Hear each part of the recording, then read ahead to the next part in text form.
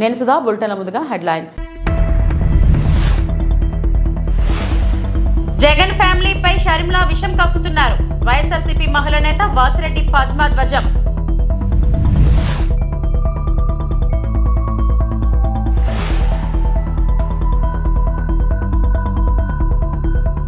పెందుర్తి నియోజకవర్గ ఎమ్మెల్యే అన్నంరెడ్డి అదీప్ రాజుపై విరుచుకుపడ్డ జనసేన అధినేత పవన్ కళ్యాణ్.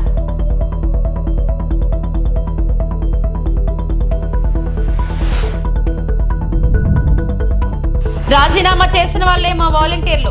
దువ్వాడ శ్రీనివాస్.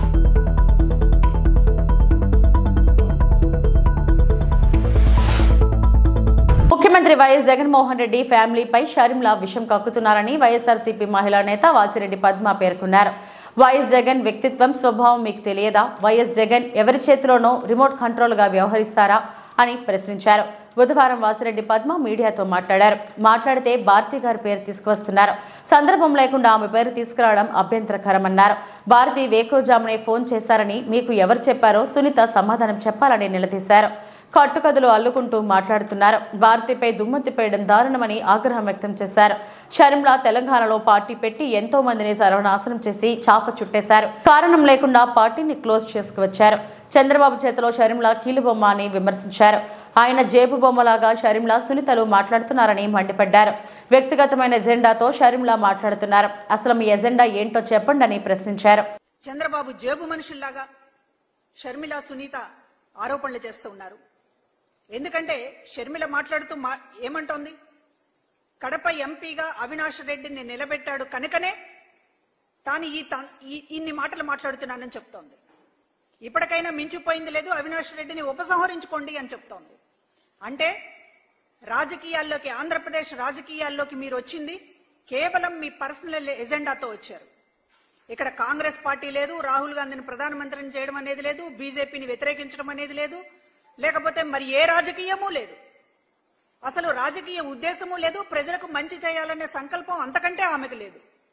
కేవలం అవినాష్ రెడ్డిని మంచిగా చూస్తున్నందుకు జగన్ మీద ద్వేషం, జగన్ గారి మీద ఒక పగ.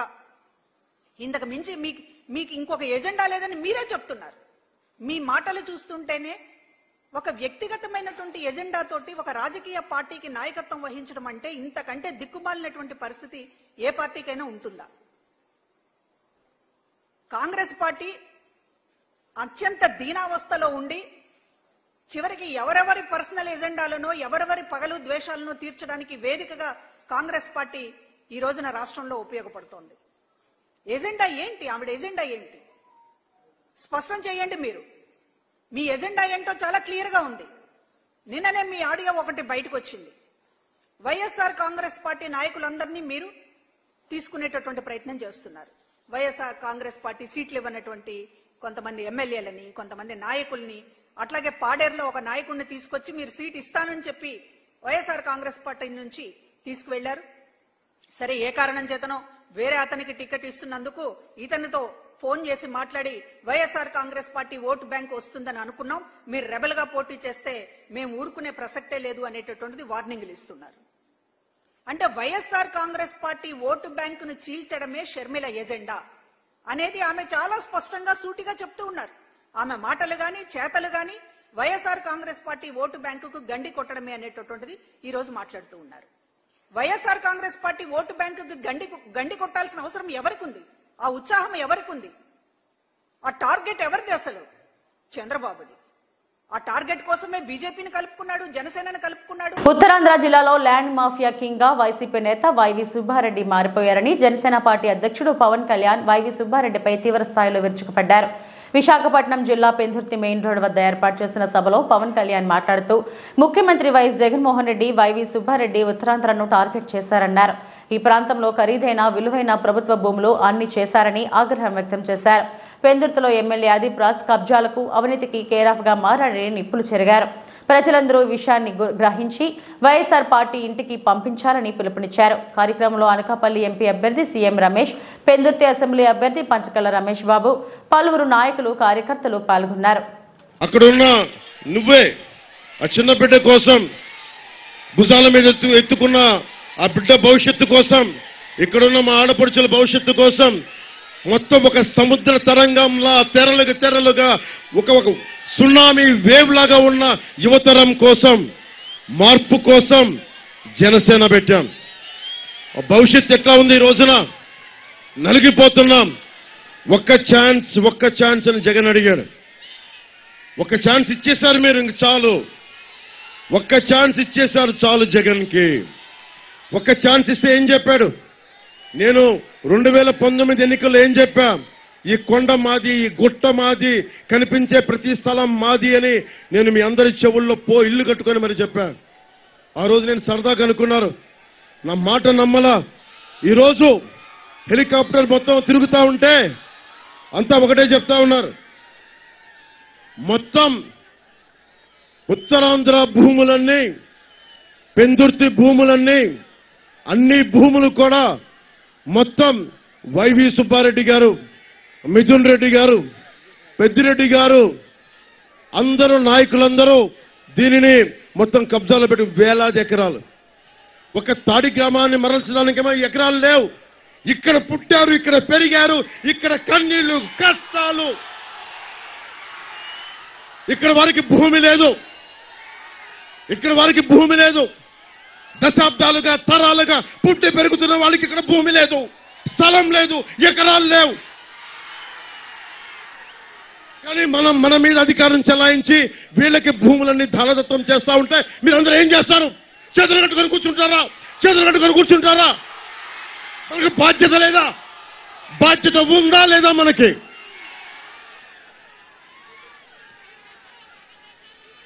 వైసీపీ ప్రభుత్వం 3 కబ్జాలు 6 సెటిల్మెంట్లతో ఉంది. వైసీపీ ప్రభుత్వం 3 కబ్జాలు 6 సెటిల్మెంట్లు. ఏ మూలకెళ్ళు ఇదే మాట. అన్న మా ఆస్తులు దోచేశారన్నా, జనవాణి కార్యక్రమంకి వెళ్తే మా పంచగ్రామాల సమస్య కుదరదు కానీ, ఇన్ని వేల మంది పనున్న పంచగ్రామాలకి కుదరదు కానీ, సింహాద్రి అప్పన్న భూములు మట్టుకు ప్రైవేట్ వ్యక్తులకి దానదత్తం చేస్తారు. ఎవరో మాట్లాడతారు ఇది? ఒక్క పంచకల రమేష్ గారు మాట్లాడలేరు, ఇది సీఎం రమేష్ గారు మాట్లాడలేరు. మీరు రోడ్ల మీదకొచ్చి చొక్కా పట్టుకొని నిలదీయకపోతే, మార్పు కోసం మీరు ముందుండి నడిపించకపోతే, ఎరుపు జెండాలు ఎన్ని తువ్వాళ్ళు ఎన్ని ఇసిరేసినా ప్రయోజనం లేదు. నిలబడాలి, పోరాటం చెయ్యాలి. వయసుండి ప్రపంచం మన ప్రయోజనం ఏముంది? నేను కూడా అందరిలాగే చేతులు ముడిచి ఇంట్లో కూర్చుంటే ప్రయోజనం ఏముంది? నేను డబ్బులు కోట్లు సంపాదించుకొని ఇంట్లో కూర్చుంటే ప్రయోజనం ఏముంది? నిలబడాలి, ధైర్యంగా కూర్చోవాలి, అన్యాయం మీద తిరగబడాలి. మీకు ఉద్యోగాలు ఇవ్వలేదు జగన్, అతనికి ఓటేస్తారా మీరు? ఫీజు రీఎంబర్స్మెంట్ చేయలేదు, మీరు ఓటేస్తారా మీరు? ఉపాధి అవకాశాలు ఇవ్వలేదు, ఓటేస్తారా మీరు? మరి ఏం చేద్దాం? మారుద్దాం, ఈ ప్రభుత్వాన్ని మారుద్దాం, జగన్ని గద్దెదించుదాం, మన కూటమి ప్రభుత్వాన్ని స్థాపిద్దాం. మీ భవిష్యత్తుని, బంగారు భవిష్యత్తుకి బాట వేద్దాం. జగన్మోహన్ రెడ్డి రాష్ట్ర ముఖ్యమంత్రిపై ఛార్జ్ షీట్ దాఖలు చేయాలని పాడేరు అసెంబ్లీ నియోజకవర్గం ఎన్డీఏ కూటమి అభ్యర్థి గిడ్డి ఈశ్వరి జనసేన బీజేపీ నాయకులతో బీజేపీ కార్యాలయం ముందు మీడియా సమావేశం నిర్వహించారు. ఈ సమావేశంలో ఆమె మాట్లాడుతూ గిరిజనుల గోడుని ఎన్నడూ పట్టించుకోలేని వైఖరి వైసీపీ ప్రభుత్వానిదని, వైసీపీ అధికారంలోకి వచ్చిన 2019 నాటికి నేరాల సంఖ్య 11,929గా ఉండగా దాని అధికార దుర్వినియోగం కారణంగా 2022 నాటికి ఐపీసీ నేరాల సంఖ్య 1,58,547కు పెరిగిందని అన్నారు. 2022లో రాష్ట్రంలో 6 నుంచి 18 ఏళ్ల మధ్య వయసు ఉన్న 22 మంది చిన్నారులు హత్యకు గురయ్యారు. రాష్ట్రంలో 948 మంది పెద్దలు కూడా హత్యకు గురయ్యారు. వైసీపీ దుష్పరిపాలన వల్ల ప్రతిరోజు సగటున దాదాపు 3 హత్యలు జరుగుతున్నాయని ఆమె దుయ్యబట్టారు. మహిళలపై అంతులేని అత్యాచారాలు, వీటినన్నిటిపైన జగన్మోహన్ రెడ్డిపై ఛార్జ్షీట్ దాఖలు చేయాలని డిమాండ్ చేశారు. ఈ కార్యక్రమంలో బీజేపీ, తెలుగుదేశం, జనసేన కార్యకర్తలు, నాయకులు పాల్గొన్నారు. తెలుగుదేశం పార్టీ జాతీయ అధ్యక్షులు నారా చంద్రబాబు నాయుడు గారి ఆదేశాల మేరకు ఇప్పుడు తెలుగుదేశం పార్టీ అభ్యర్థిగా పాడేరు నియోజకవర్గంలో విస్తృతంగా ప్రచారం చేపడుతున్నాం. మా తమ్ముడు ఇల్లు రమేష్ నాయుడు తమ్ముడు తన ఉద్యోగాన్ని కూడా విడిచి రాజకీయ రంగ ప్రవేశం చేసి మేమిద్దరం కూడా పాడేరు నియోజకవర్గాన్ని తెలుగుదేశం పార్టీ గెలిపించడానికి ఇద్దరం కలిసికట్టుగా ప్రచారం చేస్తాం. ఆ ప్రచారంలో భాగంగా ఏదైతే చంద్రబాబు నాయుడు గారు మా గిరిజనులకు ఇచ్చేటటువంటి మేనిఫెస్టో ఉందో దాంట్లో ప్రధానంగా జీవో నెంబర్ 3ని పునరుద్ధరిస్తానని చెప్పి కదిలిరా సభలోనే మాటిచ్చారు. ఆ మాటని ఖచ్చితంగా నిలబెట్టుకుంటారు. మా ప్రజలందరికీ మేము ఒకటే విజ్ఞప్తి చేస్తున్నాం. ఈరోజు జీవో నెంబర్ 3 మన ప్రాణవాయువు లాంటిది. ఆ రోజు జీవో నెంబర్ 3 ఇచ్చింది కూడా మన చంద్రబాబు నాయుడు గారి. నందమూరి తారక రామారావు గారు 1986లో 10th క్లాస్ చదివిన ఫెయిల్ అయిన విద్యార్థులకి ఉద్యోగాలు ఇచ్చినటువంటి ఘనత చంద్రబాబు నాయుడు గారు. అలాంటిది మరలా ఈరోజు జగన్మోహన్ రెడ్డి వచ్చి ఆ జీవో నెంబర్ 3 ఏదైతే సుప్రీంకోర్టులో కొట్టేస్తే కనీసం దాని మీద చీమ కుట్టినట్టు కూడా స్పందించకపోవడం గిరిజనులంతా గమనిస్తున్నారు. ఆ జీవో నెంబర్ 3 కోసం చంద్రబాబు నాయుడు గారు ఇచ్చినటువంటి మాటకు మేము ఖచ్చితంగా కృషి చేస్తాం. అలాగే 50 సంవత్సరాల పెన్షన్కే చంద్రబాబు నాయుడు గారు గతంలోనే 2000 రూపాయలు ఇవ్వడం జరిగింది. ఇప్పుడు కూడా 50 సంవత్సరాలకే 4000 రూపాయలు పెన్షన్ ఇస్తానని చెప్పి ఈరోజు మేనిఫెస్టోలో పెట్టారు. ఇదే జగన్మోహన్ రెడ్డి 65 సంవత్సరాలకి పెన్షన్ పెట్టి చాలా ఇబ్బందులు పెట్టాడు. సి బెలగల్ మండలంలోని తన నివాసంలో ఏర్పాటు చేసిన మీడియా సమావేశంలో వైఎస్ఆర్సీపీ స్టేట్ కమిటీ మెంబర్ సంధ్యా విక్రమ్ కుమార్ మాట్లాడుతూ వైఎస్ఆర్సీపీ ప్రభుత్వం ఏర్పడిన 5 సంవత్సరాల పరిపాలన, తెలుగుదేశం పార్టీ గతంలో చేసిన పాలన ప్రజలందరూ గుర్తు చేసుకోవాలన్నారు. కరోనా లాంటి క్లిష్ట పరిస్థితుల్లో వేలాది 108, 104 వాహనాలను అందించి ప్రజల పక్షాన నిలిచిన నాయకుడు జగన్మోహన్ రెడ్డి అని కొనియాడారు. ఇప్పుడున్న చంద్రబాబు నాయుడు, పవన్ కళ్యాణ్ కరోనా సమయంలో ఎక్కడ ఉన్నారని ప్రశ్నించారు. వైఎస్ఆర్సీపీ ప్రభుత్వం ఏర్పడిన రోజు నుంచి చేసిన అభివృద్ధి, సంక్షేమ పథకాలే జగన్మోహన్ రెడ్డిని మరలా ముఖ్యమంత్రిని చేస్తాయన్నారు. నాడు నేడు ద్వారా స్కూల్, హాస్పిటల్ రూపురేఖలు మార్చారని, అలాగే విద్యార్థుల కోసం జగనన్న వసతి దీవెన, విద్యా దీవెన ద్వారా పేద పిల్లలకు ఉన్నత చదువులకు తోడ్పాటు ఉపయోగపడుతుందని తెలిపారు. గత 5 సంవత్సరాలలో 1,40,000 సచివాలయ ఉద్యోగాలు భర్తీ చేశారని తెలిపారు. మరోసారి ప్రజలు మంచి చేసిన వైఎస్ఆర్సీపీ ప్రభుత్వాన్ని ఆశీర్వదించాలని కోరారు. మన కొడమూరు నియోజకవర్గంలో హర్షవర్ధన్ రెడ్డి సారథ్యంలో ఎమ్మెల్యే అభ్యర్థి ఆదిమూలపు సతీష్ కుమార్ ని అఖండమైన మెజారిటీతో గెలిపించి జగన్మోహన్ రెడ్డికి కానుక ఇద్దామని మీడియా సమావేశం ద్వారా ప్రజలను కోరారు. అదేవిధంగా జగన్మోహన్ రెడ్డి గారు వచ్చిన తర్వాత అమ్మఒడి అయితేనేమి, నాడు నేడు అయితేనేమి, చేయూతనైతేనేమి, ఆరోగ్యశ్రీ అయితేనేమి అన్ని రకాల పథకాలతో ప్రజలను ఆదుకున్న ప్రభుత్వం వైసీపీ ప్రభుత్వం. ఈరోజు చూస్తున్నాం స్కూళ్ళు నాడు నేడు కింద స్కూళ్ళు మారిన పరిస్థితులు, డిజిటలైజేషన్ చదువులు ఈరోజు వచ్చిన పరిస్థితులు. ఇంగ్లీష్ మీడియం మనం చూస్తే నేడు ప్రభుత్వాలలో కనీసం అంటూ ఇంగ్లీష్ మీడియం ఆలోచించే పరిస్థితులు కూడా ప్రభుత్వాలు లేని పరిస్థితులు. జగన్మోహన్ రెడ్డి గారు వచ్చిన తర్వాత ఇంగ్లీష్ మీడియం ప్రవేశపెట్టి ఆ పిల్లలు ఐక్యరాజ్య సమితిలో, అమెరికా ఐక్యరాజ్య సమితిలో పోయి మన ఆంధ్రప్రదేశ్ తరపున మాట్లాడిన పరిస్థితులు, ఇలాంటి మార్పు జగన్మోహన్ రెడ్డి గారు తీసుకుని వచ్చిన పరిస్థితులు ఆంధ్రప్రదేశ్ రాష్ట్రంలో ప్రజలందరూ మళ్ళొక్కసారి గమనించాల్సిన అవసరం ఉందని ఈ వేదిక ద్వారా విన్నవించుకుంటున్నాం. ఆ ప్రభుత్వాలు జన్మభూమి కమిటీలతో మోసం చేసి నీరు చెట్టు కింద డబ్బులు దండుకొని అన్ని రకాలుగా ఒక పెన్షన్ ఇవ్వాలన్నా, ఒక సంక్షేమ పథకం ఇవ్వాలన్నా జన్మభూమి కమిటీల ద్వారా వాళ్ళు సిఫార్సు చేస్తున్న పథకాలు వచ్చిన పరిస్థితుల నుంచి జగన్మోహన్ రెడ్డి గారు వచ్చిన తర్వాత 1,45,000 సచివాలయ ఉద్యోగస్తులకు ఉద్యోగాలు ఇచ్చి సచివాలయ కేంద్రాలు ఒక వ్యవస్థను స్థాపించి ఒక్కొక్క 50 ఇంట్లకు వాలంటీర్లను పెట్టి సంక్షేమ పథకాలు నేరుగా వాళ్లకు ఎలాంటి అవినీతి లేకుండా చేసిన ప్రభుత్వం జగన్మోహన్ రెడ్డి గారి ప్రభుత్వాన్ని మళ్ళొక్కసారి జనాలు అందరూ ఆలోచించాల్సిన అవసరం ఉంది. కోడుమూరు నియోజకవర్గ ప్రజలు ఇంకా గట్టిగా ఆలోచించాల్సిన అవసరం ఉంది. మనమంతా ఈరోజు మ్యానుఫ్యాక్చర్ మనమంతా ఒకసారి గమనించాల్సిన అవసరం ఉంది. ఈరోజు జగన్మోహన్ రెడ్డి గారు మ్యానుఫ్యాక్చర్ ఖురాన్ గా, ఒక బైబుల్ గా, ఒక భగవద్గీతగా అభివర్ణించుకొని అన్ని రకాలుగా నవరత్నాలు చెప్పింది, అన్ని రకాలుగా నవరత్నాల హామీలను నెరవేరుస్తూ విద్యా దీవెన, వసతి దీవెన, చేయూత, ఆసరా, అమ్మఒడి అన్ని రకాలుగా పథకాలు మేనిఫెస్టో పెట్టిన పథకాలు కూడా ఈరోజు సుమారు కొన్ని లక్షల ఇళ్లు పేదవాళ్ళకి ఇచ్చిన పరిస్థితులు ఈరోజు జగన్మోహన్ రెడ్డి గారి ప్రభుత్వంలో ఉన్నాయి.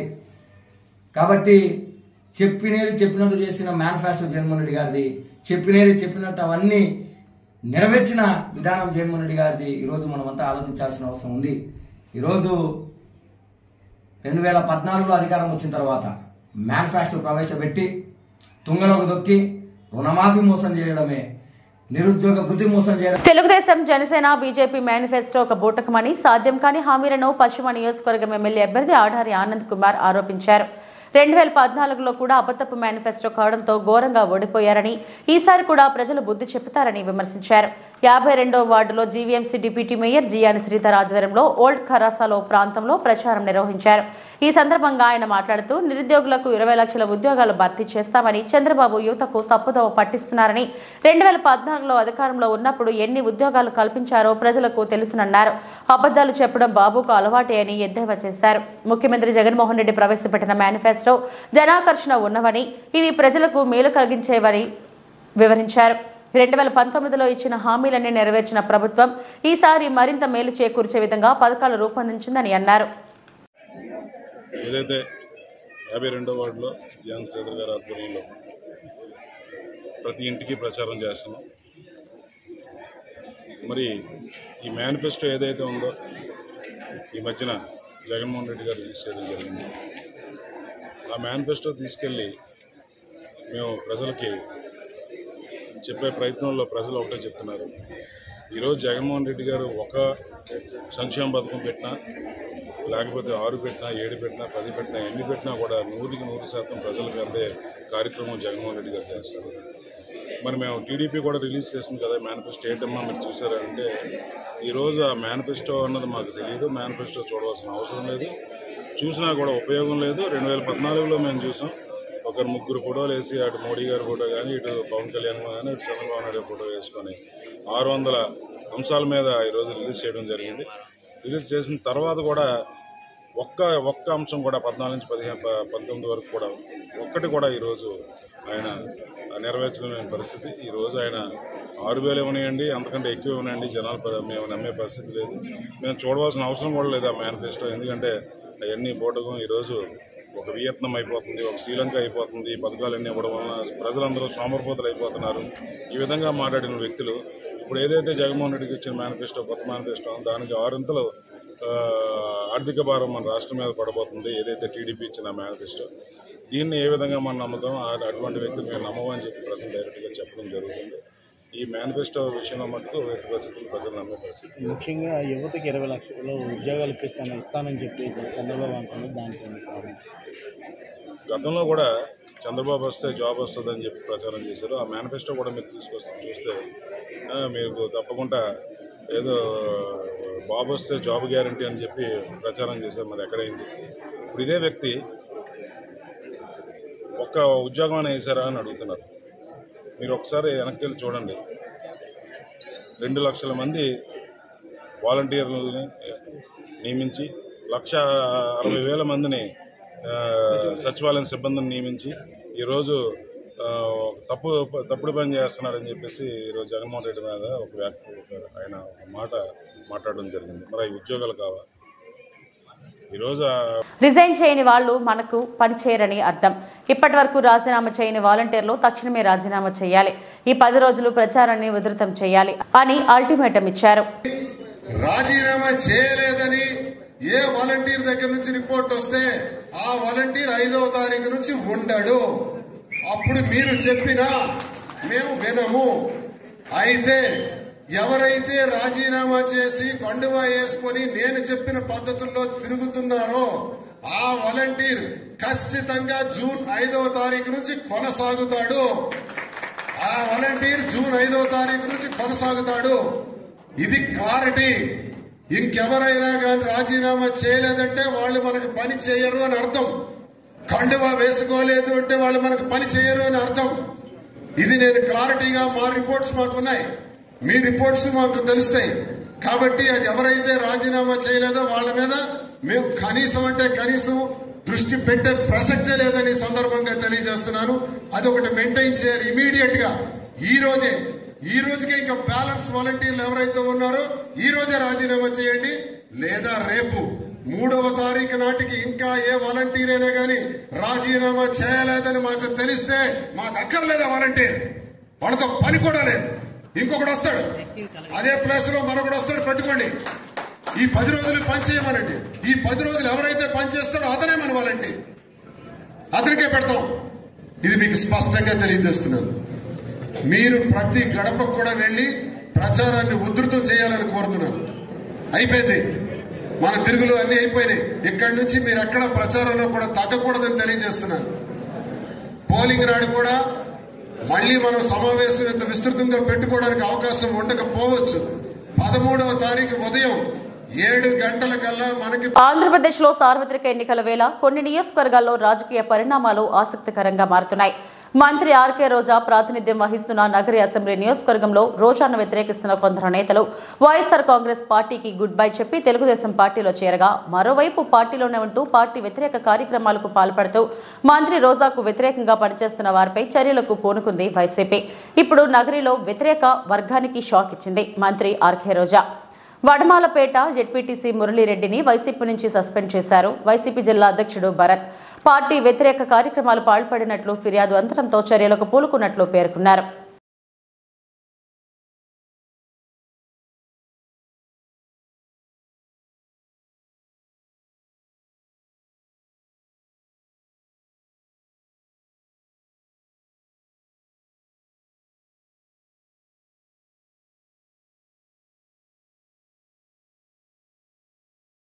దశాబ్దాల కాలంగా వైఎస్ఆర్సీపీ పార్టీలో ఉంటూ భూమన కరుణాకర్ రెడ్డి అభిమానిగానే ఉంటానే తప్ప ప్రాణాలు పోయినా పార్టీ మారనని వైఎస్ఆర్సీపీ నాయకుడు బొమ్మకుంట రవి స్పష్టం చేశారు.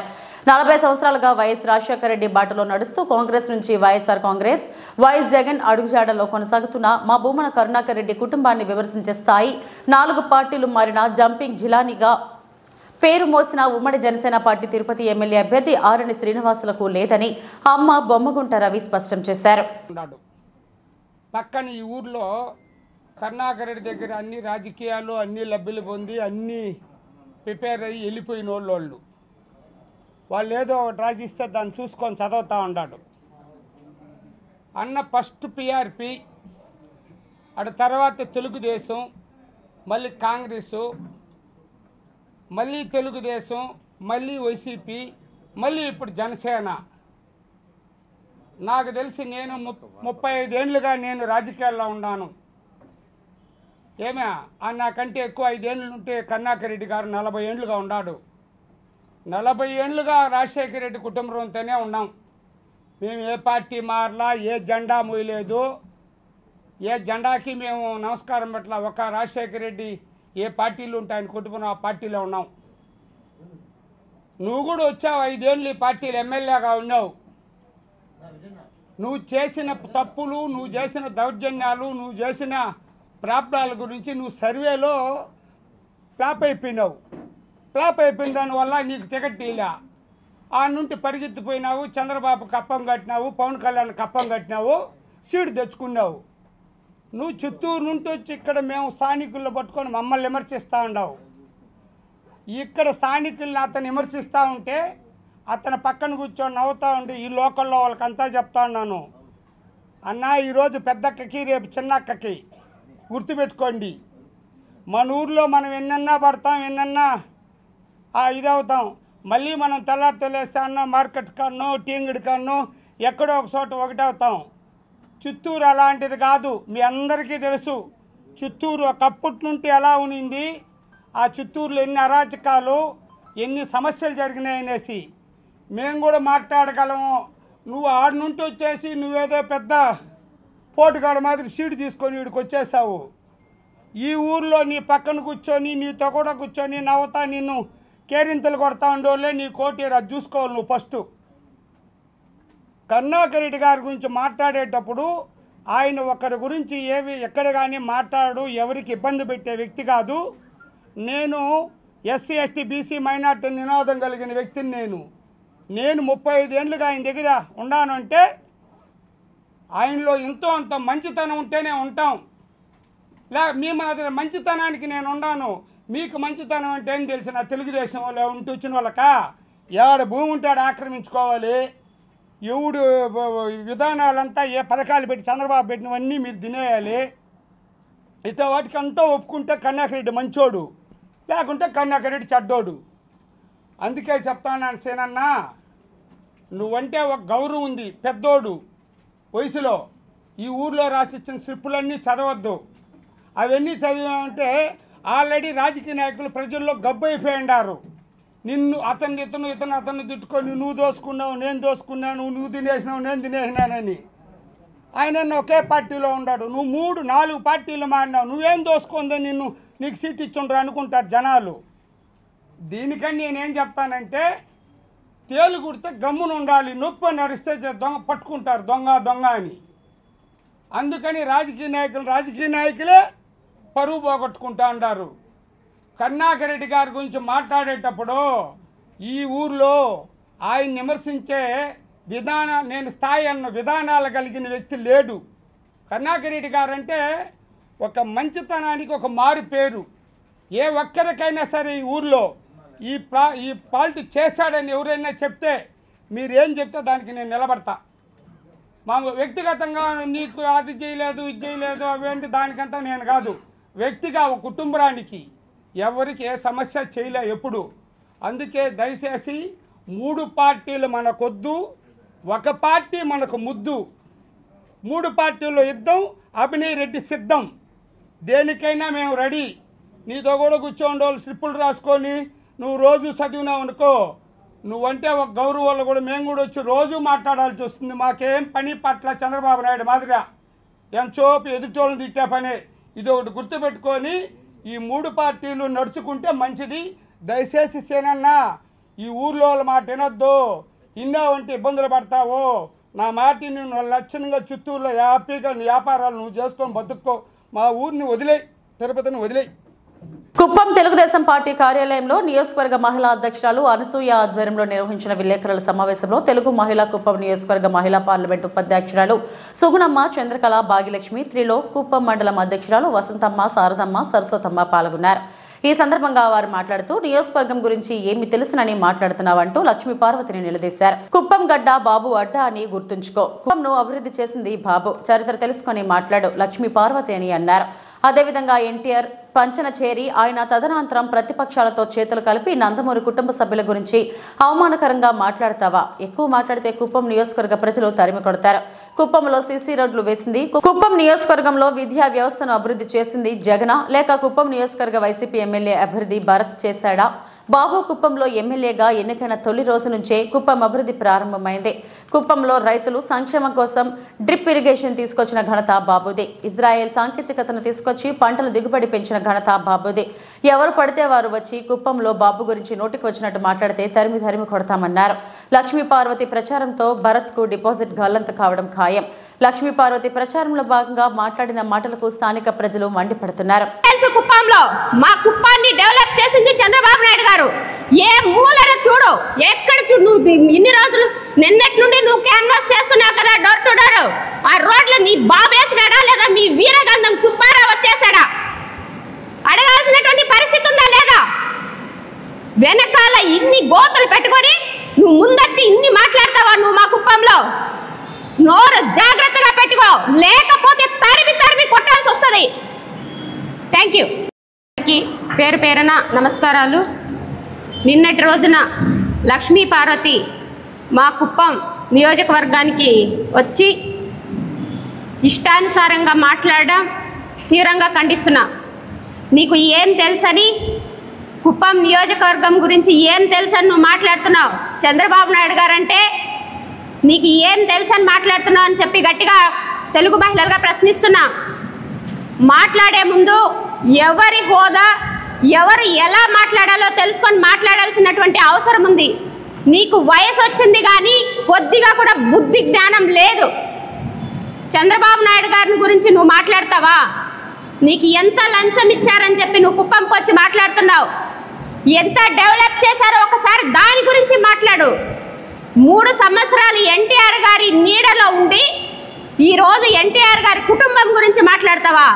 ఎన్టీఆర్ గారి ఇంటి బిడ్డల గురించి మాట్లాడతావా? నీకు ఎంత ధైర్యం? కుప్పం గడ్డ చంద్రబాబు నాయుడు గారి అడ్డ, గుర్తుపెట్టుకో. ఏమనుకుంటున్నావు నువ్వు? మన లోకేష్ బాబు గురించి మాట్లాడతావా? 7వ తరగతి ఫెయిల్ అంటావా? స్టాన్ఫోర్డ్ యూనివర్సిటీలో డిగ్రీలు తీసుకున్నటువంటి లోకేష్ బాబుని నువ్వు విమర్శించి మాట్లాడవు ఎంతవరకు కరెక్ట్? లక్ష్మీ పార్వతి అని చెప్పి అడుగుతున్నాను ఇవాళ. లోకేష్ బాబు గారి స్పీచ్కి నువ్వు నిలబడగలవా? మీ వైసీపీ పార్టీ వాళ్ళు తట్టుకోగలరా? అది లోకేష్ బాబు అంటే, ఆయన తెలివితేటలంటే, ఆయన ఎడ్యుకేషన్ అంటే గుర్తు పెట్టుకొని మాట్లాడు. ఇంకొకసారి నోటికొచ్చినట్టు చంద్రబాబు నాయుడు గారిని కానీ విమర్శించినట్టయితే కుప్పంలో ఉన్నటువంటి తెలుగు మహిళలందరూ నిన్ను తరిమి తరిమి కొడతామని చెప్పి కూడా నేను తెలియజేస్తున్నాను. నా బిడ్డ అంటాడు మాట వస్తే, జగన్మోహన్ రెడ్డి నీ బిడ్డ అయితే నువ్వు ఎన్టీఆర్ గారిని పెళ్లి చేసుకున్నావా, రాజశేఖర్ రెడ్డిని పెళ్లి చేసుకున్నావా? ఆ రెండిట్లో ఒకటి చెప్పు ముందు, మాట్లాడే ముందు. ప్రతిసారి మాటికి నువ్వు ఆ మాట అంటావు అంటే ఎన్టీఆర్ కుటుంబాన్ని నాశనం చేయడానికి నువ్వు ఒక చీడ పురుగులా వచ్చి చేరి ఆ కుటుంబానికి ఒక మచ్చ తీసుకొచ్చినటువంటి కిలాడివి నువ్వు. ఈ రోజు చంద్రబాబు నాయుడు గారి కుటుంబం గురించి, ఎన్టీఆర్ గారి కుటుంబం గురించి నువ్వు మాట్లాడతావా? ఆడబిడ్డలని కూడా చూడకుండా నువ్వు ఆ కుటుంబంలో ఉన్నటువంటి బిడ్డల్ని మాట్లాడడం నీకు ఎంతవరకు కరెక్ట్? ఒక మహిళా కిలాడి అని చెప్పి నేను అడుగుతున్నా. ఇవాళ చంద్రబాబు మనకు ఎన్టీ రామారావు గారి పంచన చేరిన నువ్వు ఆయన దగ్గర ఎంతో కొంత నువ్వు బాగుపడ్డావు. కానీ ఆ కృతజ్ఞత కూడా లేకుండా, ఆ కృతజ్ఞతను నువ్వు మనసులో పెట్టుకుని ఆ కుటుంబం మీద నువ్వు దయనీయంగా ఉండకుండా ఈరోజు అపోజిషన్ పార్టీలో చేరుకొని ఆ కుటుంబాన్ని నువ్వు మచ్చ తీసుకురావాలని చెప్పి ప్రజల్లో నువ్వు ఇష్టానుసారం మాట్లాడతావే. ప్రజలు నిన్ను చీచి అని చీదరించుకున్నా కూడా నీకు సిగ్గు లజ్జ మానం ఏమీ లేకుండా మీడియా ముందుకు వచ్చి మాట్లాడతావు. నీకు సిగ్గుందని చెప్పి అడుగుతున్నా ఇవాళ ఒక సాటి మహిళగా. ఏది మాట్లాడినా, ఎవరు మాట్లాడినా, ఎవరికి ఎంత హోదా ఉంది, వాళ్ళు మాట్లాడే విధానం ఏమి, ఎవరికి ఎంత వాళ్ళు చేసినటువంటి పనికి తగినటువంటి రీతిలో స్పందన ఇవ్వాల్సిందిగా నేను ఇవాళ తెలియజేస్తున్నాను. అందరికీ నమస్కారము. ఈరోజు ఈ సమావేశం ఏర్పాటు చేయడానికి కారణం ఏమంటే, ఆ దేవత ఒక లపాకి కుప్పంలో వచ్చి ప్రచారం చేసింది. అయ్యా భరత్, ఆ లపాకి వచ్చి కుప్పంలో ప్రచారం పోయింటే నీకు డిపాజిట్లు వచ్చేది. అది వచ్చిన దానికి ఉండేది కూడా డిపాజిట్లు కోల్పోయాకి నీకు మూలము. కాబట్టి నేను విలేజ్లో వెళ్తే రాత్రి ప్రచారానికి వెళ్ళాను. చాలా మందికి ఆ లపాకి మాట్లాడిందే వీడియోలు చూపిస్తే వాళ్ళు చెప్తా ఉన్నారు, విలేజ్లో పరకలతో దాన్ని తరిమి కొట్టేకి మేమంతా సిద్ధంగా ఉన్నాము, మీరు కూడా మా వెంట రండి అని ప్రజలు చెప్తా ఉన్నారమ్మా. ఇలాంటి మాటలు మేము మాట్లాడేది కాదు.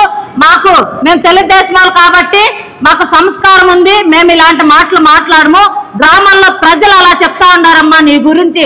నువ్వు ఆడవాడ వాయించుకొని ఎక్కడో ఒక చోట ఉండకుండా నీకెందుకమ్మా ఇవన్నీ? కుప్ప మీద దొరికిందా నీకు? అయ్యా భరత్ గారు, నీ బయోగ్రఫీ రాసేకి వచ్చినట్లుందయ్యా ఈమె. ఆడవాణి వాయించుకొని నీ కథ అవుట్, ఇంక నీ కథ గోయిందా గోయిందా గోయిందా. కుప్పంలో ఇంతకు ముందన్నా కనీసం నేను 4 జాతరలో ఉన్నా పల్లోడు అని చెప్పుకుంటా ఉంటే, ఇవన్నీ కూడా చెప్పుకుంటా ఉంటే, ఇంక అది పోయా. అది వచ్చింది కదా, అలాంటి వచ్చి నీకు ప్రచారం చేసిందంటే నీ బతుకంతా నువ్వెంత అని ప్రజలు ఊర్లో సిగ్గుచేటని నవ్వుకుంటా ఉన్నారు. మీ జాతరలో నిజంగానే నేను విని మాటప్ప, నేనైతే మాట్లాడలేను ఇలాంటి మాటలు. ఎందుకంటే మేము తెలుగుదేశం కాబట్టి మాకు కాస్త సంస్కారం ఉంది. మేము అలాంటి మాటలు మాట్లాడలేము. తెలుగుదేశం వాళ్ళు ఎప్పుడు గౌరవస్తులు. తెలుగుదేశం అంటే తెగింపు, ధైర్యం, పోరాటం కలిగింది తెలుగుదేశం. కాబట్టి ఇంకోసారి తెలుగుదేశం గురించి మాట్లాడేది కానీ, చంద్రబాబు నాయుడు గారి గురించి మాట్లాడేది కానీ, తెలుగు మహిళల గురించి మాట్లాడేది కానీ, మా బూనం పేరు కానీ, మా లోకేష్ బాబు గారి పేరు కానీ ఎక్కడైనా ఎవరైనా వాగారంటే కబడ్దార్ బిడ్డ, తెలుగుదేశం పేరు ఎత్తాలంట ఎవడైనా అదర్ సాగాల. ఎందుకంటే మేము అనవసరంగా ఎవరి జోలికి పోము. మా జోలికి వస్తే వదిలిపెట్టము. కుప్పం గడ్డ చంద్రన్న అడ్డ బిడ్డ, జాగ్రత్త. ఇంకోసారి పనికి మళ్ళీ నపాకిల్ని వాళ్ళని వీళ్ళని తెచ్చి కుప్పంలో ప్రచారం చేస్తుంటే నీకు పొడే 4 ఓట్లు కూడా పొడవు నాకు తెలిసి. కాబట్టి ఇక మీద కనీసం ఇంగిత జ్ఞానంతో ప్రచారం చెయ్యి, నీకు మంచి జరుగుతుంది, ఏదో డిపాజిట్లు వస్తుంది. అంతేగాని ఆ లపాకి వచ్చి కుప్పంలో ప్రచారం చేస్తే ఓట్లు రావు. కనీసం నీ భార్య పై 4 నోట్లు అడిగింటే అన్న ఓట్లు వేసేవాళ్ళు. దాని ముఖం చూసి ఎవడయ్యా ఓటేస్తాడు? ఎన్టీ రామారావు బయోగ్రఫీ రాసా, ఆయన పోయిందాయా. ఇంకా ఈ జగన్మోహన్ రెడ్డి బయోగ్రఫీ, ఈ భరత్ బయోగ్రఫీ రాసాకు వచ్చినట్లుంది కుప్పానికి ఆవిడ నాకు తెలిసి.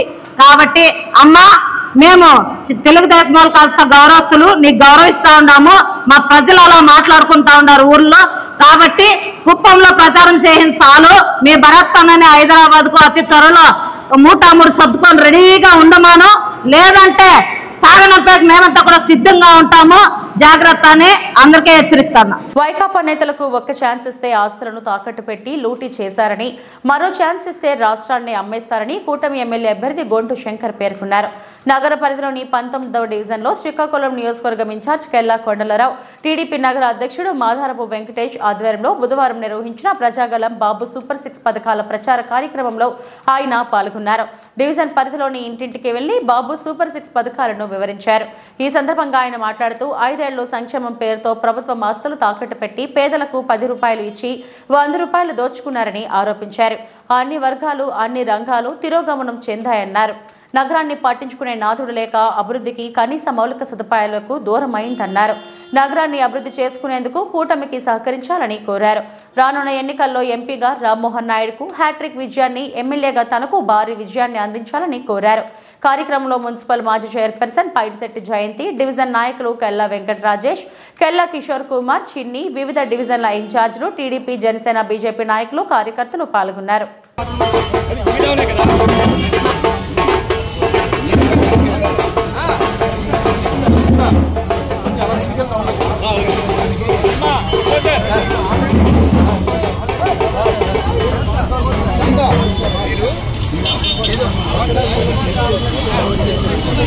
అనకాపల్లి జిల్లా నర్సీపట్నం నియోజకవర్గం మాకవరపాలెం మండలం బూరుగుపాలెం పంచాయతీలో సర్పంచ్తో పాటు వార్డు మెంబర్లు వైఎస్ఆర్సీపీ పార్టీలోకి అధిక సంఖ్యలో సర్పంచ్ ఓబుల్రెడ్డి వెంకటరమణతో కలిసి పార్టీలోకి చేరారు.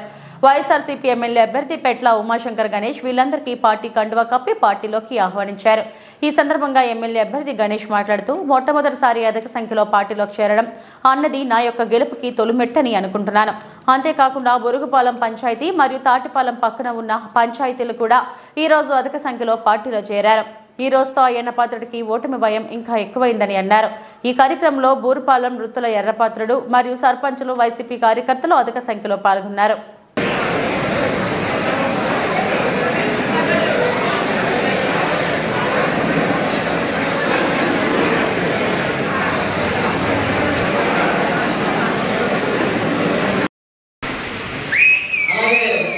సర్పంచ్ గారితో పాటు వచ్చినటువంటి శాసన మిత్రులందరికీ కూడా మా పార్టీ తరఫున స్వాగతం. ఈ కార్యక్రమం అయిపోయిన తర్వాత గౌరవ శాసనసభ్యులు మన ఉద్దేశం ప్రసంగిస్తారు. ఇంకొక నిమిషం ప్రభుత్వం దగ్గర పడుతుంది కాబట్టి ఒక నిమిషం అయిపోయిందంటే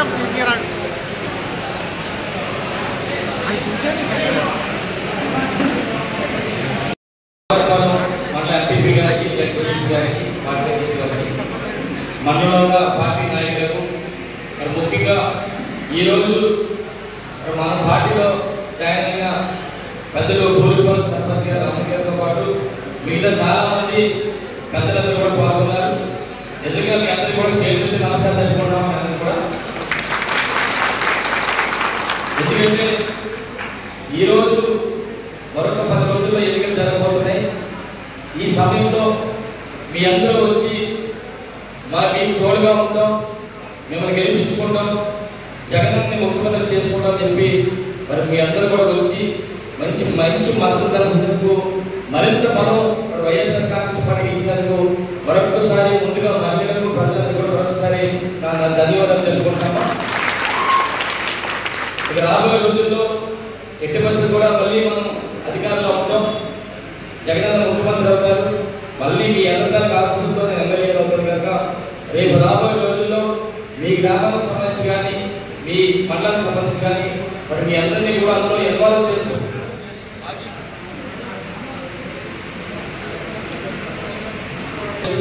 ముఖ్యంగా సర్పంచ్ గారు కానీ ఇంకా ప్రజలందరినీ కూడా ప్రతి కార్యక్రమంలో కానీ పార్టీ పనుల్లో కానీ పార్టీ నాయకులతో కానీ మరి మీతో మాతో మా పార్టీ నాయకులతో పాటు మిమ్మల్ని కూడా ఇన్వాల్వ్ చేసి రేపు రాబోయే రోజుల్లో మనందరికీ గౌరవం ఉండే విధంగా ప్రతి ఒక్కరు కూడా నడుచుకుంటారని చెప్పి సందర్భంగా తెలియవచ్చు. మరొకసారి ఎంత పెద్ద ఎత్తున నాకు తెలిసి మేము గత 2 నెలల నుంచి కూడా జాయినింగ్స్ అవుతాయి కానీ 1 లైన్ 2 లైన్లు పెట్టా కానీ ఎంత భారీ ఎత్తున ఎంత పెద్ద ఎత్తున మీరందరూ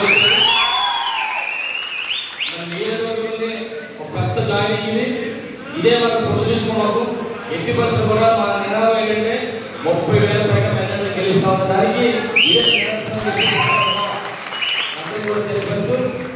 ఇప్పుడు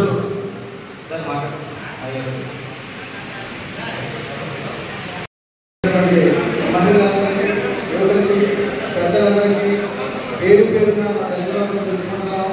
మరి ఏదైతే మనం ఈరోజు గణేష్ గారి పై నమ్మకంతో మనందరమే వచ్చి పార్టీలో జాయిన్ జరిగింది. మరి వచ్చినటువంటి వాళ్ళు కాకుండా మన గ్రామం నుంచి మీ అందరూ కష్టపడి అత్యధిక మెజారిటీలో గణేష్ గారిని గెలిపించాలని మరి మనం ఏదైతే ఆయన మీద నమ్మకంతో వచ్చేసామో మరి తర్వాత పరిస్థితి ఆయన ఎమ్మెల్యే గెలిచి మంత్రి అయ్యి రాష్ట్రంలో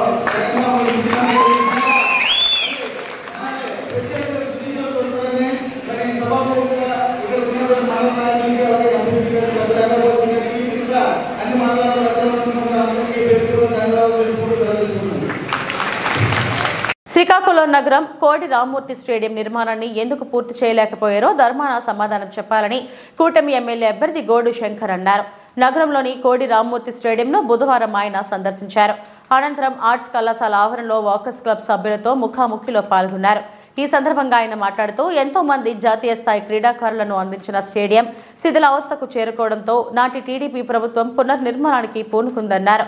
అప్పటి ప్రతిపక్ష నేతగా ఉన్న ధర్మాన ఎన్నికల ముందు పనుల జాప్యంపై నగరంలో ర్యాలీ నిర్వహించి టీడీపీ ప్రభుత్వంపై ఆరోపణలు చేసిన విషయాన్ని గుర్తు చేశారు.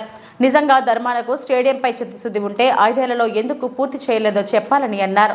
తెలుగుదేశం ప్రభుత్వం నిధులు మంజూరు చేసినా ఇటు స్టేడియం అటు ఆముదాల వలస రోడ్ నిర్మాణం పూర్తి చేయలేని అసమర్థ నాయకులు ఏడాదిలో పూర్తి చేస్తామని ప్రజలను నమ్మబలుకుతున్నారని ఆరోపించారు. రివర్స్ టెండర్ల పేరిట రాష్ట్రాన్ని 20 ఏళ్లు వెనక్కి నెట్టేశారని మండిపడ్డారు. 12 ఇయర్స్ ఏజ్డ్ పీపుల్స్ వాళ్ళ జీవితాల్లో ఆల్రెడీ 5 ఇయర్స్ వాళ్ళు కోల్పోయారు. స్టేడియం ఫెసిలిటీ లేకుండా వాళ్ళు కోల్పోయారు. నేను 6th క్లాస్ చదివేటప్పుడు 1986లో ఇక్కడ ఉత్తరాంధ్ర క్రికెట్ పోటీలు జరిగినప్పుడు నేను వచ్చి అటెండ్ అయ్యాను. కానీ ఎంత అత్యాధునిక యుగం వచ్చినప్పుడు కూడా ఈ రోజుకి స్టేడియం అందుబాటులో లేకపోవడం దురదృష్టకరం. పూర్తిగా ఈ ప్రభుత్వం, వైసీపీ ప్రభుత్వం, ఈ ముఖ్యమంత్రి ఎక్కడున్న ధర్మాన ప్రసాదరావు గారి ఫెయిల్యూర్.